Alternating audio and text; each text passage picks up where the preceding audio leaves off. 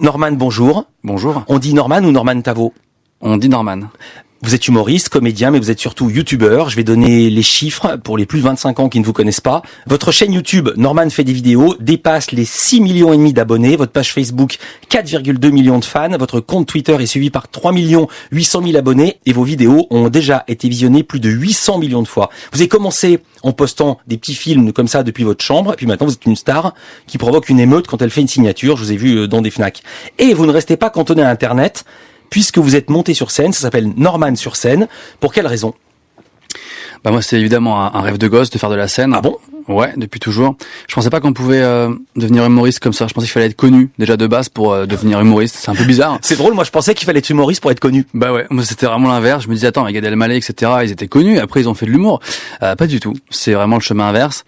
Et puis finalement, moi j'ai fait ce chemin inverse, c'est-à-dire que je me suis fait connaître sur YouTube sans faire exprès finalement. Ouais. Et puis quand il y a eu cette notoriété, j'ai vu que j'arrivais à faire rire les gens et que ça m'amusait aussi. J'ai commencé à essayer de m'intéresser à la scène. J'ai rencontré mon metteur en scène Kader Aoun, qui m'a clairement mis le pied à l'étrier. Qui avait travaillé avec Jamel avant. Tout à fait. Et si je l'avais pas rencontré, je le dis clairement, j'aurais jamais fait de one man show de toute ma vie. Il m'a un petit peu forcé parce que j'étais un peu timide au début. Et puis finalement, une fois que le one man show m'a piqué, et maintenant j'y suis resté et je suis maintenant drogué à ça. Vraiment? Totalement. J'arrive pas à ne pas monter sur scène. Si je monte pas sur scène pendant une semaine, je me sens pas bien.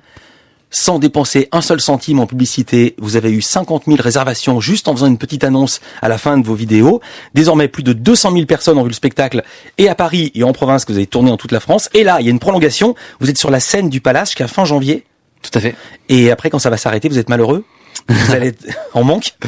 Je sais pas. Dans un sketch, vous avez cette interrogation. Suis-je un arriéré mental? C'est une bonne question, je vous la pose. Je sais pas si je pourrais y répondre. Ce qui est sûr, c'est que moi j'ai 28 ans. Je parle de la vie d'un mec de 28 ans. Et quand je vois qu'il y a des enfants de 10 ans qui sont morts de rire et que il y a des filles qui viennent me voir dans la rue, je me dis, attends, elles viennent me voir parce que je leur plais. Elles me disent, non, ma petite sœur de 10 ans, t'adore.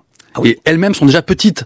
Donc, c'est un petit peu vexant. Et je me dis, attends, mais c'est peut-être que finalement, je suis arriéré mental. Et quand je fais une vidéo, qui parle de ma vie, j'ai la mentalité d'un mec de 8 ans. Dans votre tête, vous avez quel âge? Dans ma tête, j'ai un âge universel. C'est-à-dire que j'ai des amis qui ont tous les âges. J'ai des amis très jeunes, j'ai des amis très vieux. Ça pose pas de problème. Ah oui, moi dans ma tête, j'ai 17 ans. D'accord. Et vous avez tous les âges. Je sais pas. Je me suis un petit peu ancré dans un personnage quand j'ai commencé mes vidéos. J'essaie d'être moi-même en permanence, mais le fait qu'on me le rappelle en permanence, je suis invité sur les plateaux de télé, et les gens me disent « Alors Norman, le jeune, que veut dire le mot swag ?» Je suis un petit peu coincé dans un personnage que je veux pas forcément jouer. Donc j'ai l'impression qu'on me force à être un peu jeune, alors que j'ai 28 ans, je suis censé être un jeune adulte. Après, je sais pas si je le suis. Sur scène, vous parlez de votre père, et qui connaît pas Instagram, Ouais. et il dit comment? Il appelle ça Amstramgram.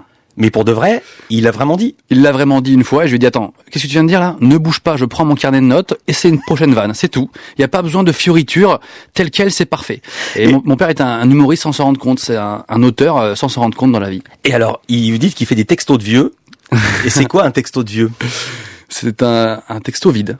Voilà, mon père m'envoie très souvent des textos vides et encore ce matin, il m'a appelé depuis sa poche. C'est un truc qu'il fait souvent, qui n'a pas trop d'intérêt, mais il a toujours pas réussi à bloquer son téléphone, j'ai l'impression. Mais quand vous lui dites, il vous dit quoi?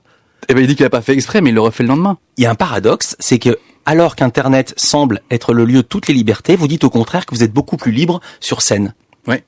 Expliquez. C'est une idée reçue de dire que sur Internet on est libre. Alors c'est vrai qu'on est libre de parler de ce qu'on veut. Cependant, si on veut être apprécié sur Internet, on peut pas parler de ce qu'on veut. Si un jour je fais une vidéo sur les Juifs, c'est pas possible parce que c'est des sujets qui divisent les gens, qui sont évidemment très sensibles. C'est très dur de faire des blagues bien perçues sur ce sujet, sur les religions, les communautés, ne serait-ce que les sujets politiques. Voilà pourquoi c'est ce que je veux pas aborder. C'est pas que je veux absolument être apprécié de tout le monde. J'essaie de prendre un peu parti comme je peux. Mais il y a plein de sujets qui sont touchy. Quand je suis sur scène, les gens voient que je me suis déplacé pour eux. Ils voient un humain leur parler en face. Et ils se disent, bon, s'il dit ça, c'est du second degré, on comprend. Du coup, ils sont beaucoup plus tolérants sur les partis pris.